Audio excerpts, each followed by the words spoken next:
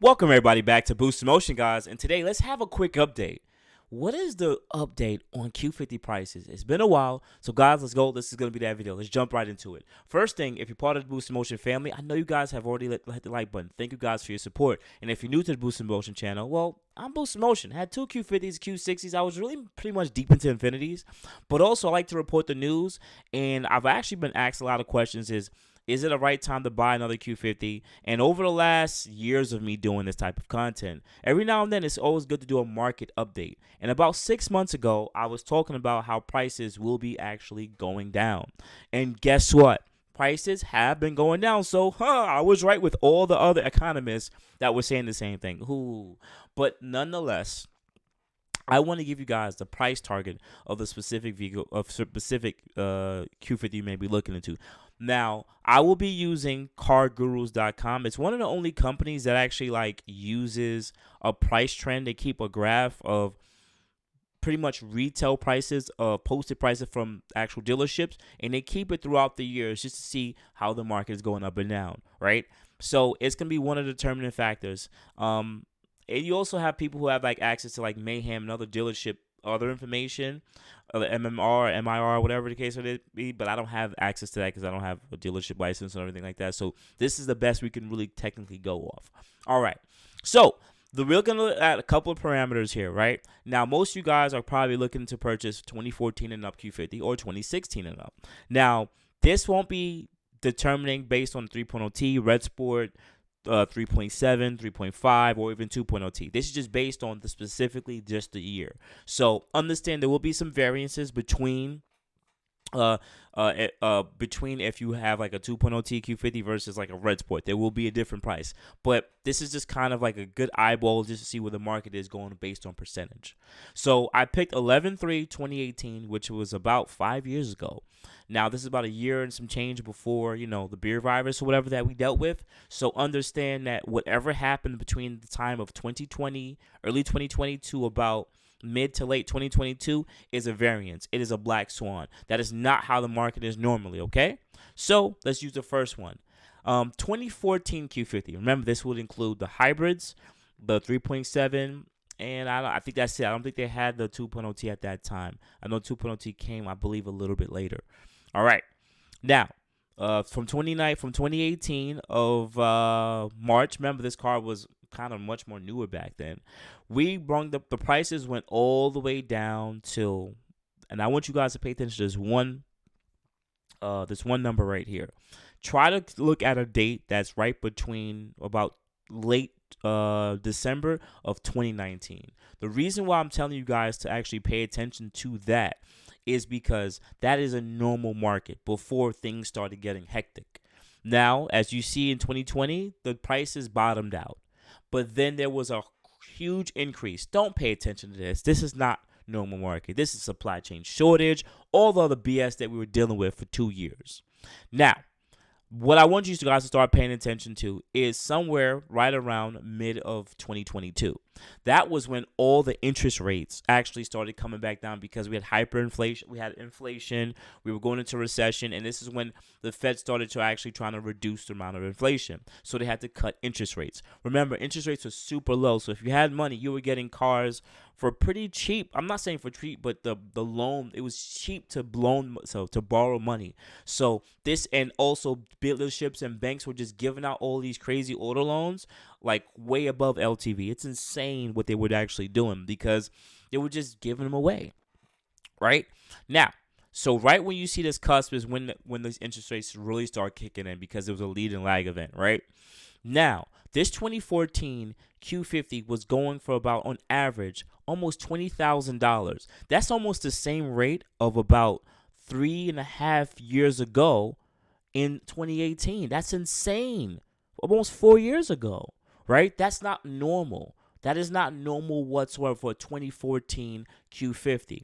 So now from the time of its peak in July, that price of that 3.7 or that 2014 Q50 has now come down to right about latest update about 16.3 or about 16,000 in the past that's almost a full year. It actually took too long to come down because we only have a couple more months till we get to July. But in 9 months, it has reduced to around $16,000.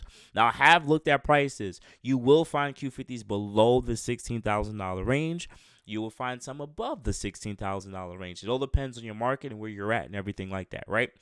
Now, that is what we can actually call that almost like a 20% decrease in the last 9 months. So some people have purchased their Q50s 9 months ago for about $20,000. Now, cars will never be an appreciating asset, right? But they actually overpaid immensely for the car. And even though I would say it's been slowing down a little bit in the last 2-3 months, these prices of these cars are going to actually started picking up a little bit because it's tax time and everything like that, and people want to get into a different car. And also, dealerships, this is what dealers have been doing. Sorry, because I have some guys who are salesmen out here. They're still looking at the market. If I just post the price at where I post it, just don't fight on the way down. Don't try to have the cheapest price. We can actually control the market. This is why capitalism is super dope. If you set the price of where you want things to be, people are just going to buy it because it's at that price. You don't want to go any lower. So all dealerships just pretty much got on that same wave and was like, yo, we're not going lower than this, and we're going to keep it here. And that's it. So right now, the average price of a 2014 Q50 is actually about the same average price of where it was in late December before the beer virus. Isn't that crazy? It's about the same price. And it's crazy how it just kind of U-shapes right around there. So Q50s, 2014 Q50s are supposed to be 12 to 14, I would say almost 11 to $14,000 cars. In a natural market, these cars will be $10,000, $10 to $15,000. Dead serious. But that's not the case. That's what's actually going on right now. So, hey, I don't want to have that stuff pop up. Well, okay, someone wants a spacers. I don't want to talk to you right now. But anyway, let's continue. So, look at the 2016, right? Now we're going to look at the 2016 Q50. This one actually would include the 2.0 Ts, the hybrid, and the 3.0 Ts, and the red sports. So understand there will be a big, huge fluctuation again, all right? So we could actually go a little quicker through this. Now, the numbers are going to be a little higher because, of course, it's a 2016 and this is 2018, so the prices are going to be higher. So right around the end, once again, we're going right to December of 2019. Boom. The average price of a 2016 Q50, 2016 Q50 was about $23,000, right? Don't pay attention to nothing in the middle. The price got to the highest of about almost $25,000 in July, right? $25,000 in June, July. Now, guess what the prices are? Boom. We are now at about $20,000, about $20,000 off of its peak of about $25,000. So that's about what? Once again, another 20% decrease in price. Once again, depending on your market, it will fluctuate. It will definitely fluctuate. So it's kind of let you know right around what the prices are going for and what you should actually aim for. Try to aim for prices below this average price or something lower. This is just the average price that they were actually putting right in, or the median price, they would say, right in the middle. This is probably the average price, probably not the median price, right? So I want you guys to kind of go off of this. So some people will ask me right now, well, Boost, so you're telling me if I see a 2016 Q50 3.0 T and it's going for like $23,000, should I get it? It might be too expensive. No, it depends on the mileage. The mileage might be super low. It might have like 10,000 miles on it. It may be a 3.0 T Sport. It may have certain options that regular 3.0 Ts may not have. It may be a red sport. Red sports might actually go, I would say 2016 red sports should be going between about $20,000 to $26,000. I've seen it, at least from what I can tell. This year we know 2016 Red Sport's going over $30,000. That car is made all the way up to 2023. You're insane. It's an older car. It's so much time on it. So it has lost a lot of value. Now, I'm gonna probably show like two more dates. 2018. Some of you guys love the 2018 is because this is when they did the facelift, and of course it's the Q50 that we know now. The one that's been the same for the last 5 freaking years, right? So once again, that car came out in 2018. I got my 2018 in November of 2018. So I leased it at that price. It was about $31,000. At the end of 2019, those cars were going for $25,000. So brand new in about a year time, the car lost probably 20 to 25% of its value, its natural depreciation value. Don't pay attention to nothing in the middle. Don't look at this because this is all nonsense, right? Because of shortage. Well, its peak was last year of January of about $32,000. That's the same peak it had in 2019, the end of 2018. The cars are going for the same price. Remember, guys, I sold my car last year, my 2017 Q60 3.0T Sport. I traded it in for the price I purchased it for almost about a year, 2 years before then, right? And it was a 2017 model. So understand the market was insane at this point. But look, here's what happened.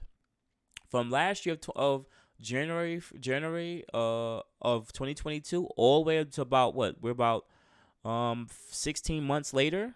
Oh no, yeah, about 16 months later, the car is going up for about $25,000 off of its peak of about 31. That is a huge decrease. Once again, that's about what, 20%, 25% off of its top value. And you maybe even get to these cars even almost $19,000, $20,000 if it's a regular 3.0T. So understand that these values have decreased a little bit. And I do see there's a little uptrend here, but once again, I think that's just because of the tax season and dealers are just holding at their price. But once again, this last part I want you to really pay attention to. They're going off of April, right? We're going to go back to 2019, December. Boom, $25,000. $25,000. It's like these dealerships was making so much money for those 2.5 years. Now that we're back to pre-pandemic levels, now we need to have the natural depreciation actually hit. This is what the real market is going to do now moving forward. Yes, we have high interest rates, which definitely affects it, but we need this market correction. This is a crash because a crash is like 20%. Or the correction is 20%. You guys will actually comment below. Tell me or correct me if I'm wrong. I think 20%. A correction is like 10%. I think a crash is like 25%. But this is a huge decrease in the value of the car. Now, I'm going to say it on video because whoever made it to the end, yo, if you guys are buying like 2020 to like 2022, 2023 Q50s, y'all need to stop. Unless you're getting those cars leased for like a really good price, you're literally buying the same car from about 5 to 6 years ago.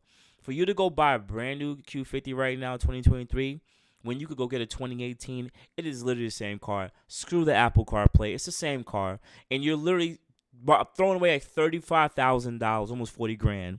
Go get a 2018 for about $25,000. It's about half, almost third of the price of the car freaking brand new. This applies to almost any car in the market. No matter if you're going to the Mercedes, Toyota Camry, anything. It's best just to get the earlier year sometimes because if you do your research, the earlier year of it or the first couple years is usually if there wasn't really any crucial big changes, just get the car unless there was some kind of warranty issue where they may need to have upgraded a part. But necessary with the Q50s? No. It doesn't make any sense. So when I look at a 2023 model, it's starting price is $61,000. Boom. A year later, right? Was that a year later? Yeah, not even a year later. $61,000, right? In last year of November. The car's now worth $45,000. That lost 25% of its value. That is the natural depreciation. That person just lost 25% they just throw away money, right? That's what I'm trying to get you guys to understand. You got to start looking at these cars like that, unless you like leasing, which is a little different. And the 2020 models is what some people choose to still get because, they like the word 2020. The same thing applies here. Boom. 2018, the cars came out in 2019, late 2019 for $50,000, and now you could purchase them for about $31,000. So what is that? That's almost 50. What is that? That's a huge decrease in price. That's almost 45% decrease by 37% off of its peak. 40%. So it's like, you can go pick up a 2020 for $31,000, or you can go pick up. I'm gonna overlap it, or you go pick up a 2018 for $25,000. Or if you don't care about the bumpers, you could go pick up a 2016 for 20,000. I want to say this on video. These years and these prices are so close that some of these years are going to be interlapping. They're going to be intersecting each other. So you're going to see 2016s going for more expensive than 2018s depending on mileage. You're going to see 2020s going for less than 2016s because it may have higher mileage, or it might be a 3.0T, more of a base car. You're going to see prices always intersect. And we're talking about we're between $5,000 of each other. Some of these differences may be $2,000, $3,000. So at the end of the day, I'm going to say it on video. Yo, go get a 2018 and call it a day. I know you want the Apple CarPlay, but unless you get a 2020 with a super low, with the tech you want for like mid-20s, unless you could like try to find that, yo, screw it. Just go get a 2018, get it fully loaded, call it a day. Don't kill yourself, all right? So outside that, guys, you have a good morning, good afternoon, good night. Once again, this was hopefully a helpful video to help you guys out, man, because man, stop throwing away money with these cars, man. I still have, sorry, some of you guys still hit me up like, yo, Boost, I just got a brand new 2023, and I'm like, why? I should have dropped some videos before. You should have came across my videos. Don't waste no money, man. Even with me having my E63S, yes, my E63S may have some issues, but I have the second year of the E63S. I'm not going to get the 2020 or I think the 2021 where they changed the facelift. No, that car is like $30,000 more. Screw that. Still the same car. I did get the one with the different steering wheel, though. That came in the 2019s. The 2018s had the older steering wheel. Ugh. But nonetheless, guys, I really appreciate you guys always bang with your boy Boost. Hopefully I earned your like button. You can add me at boostinmotion IG, Facebook, and boostinmotion@gmail.com. Otherwise than that, guys, I appreciate it. You guys have a good day. Thank you.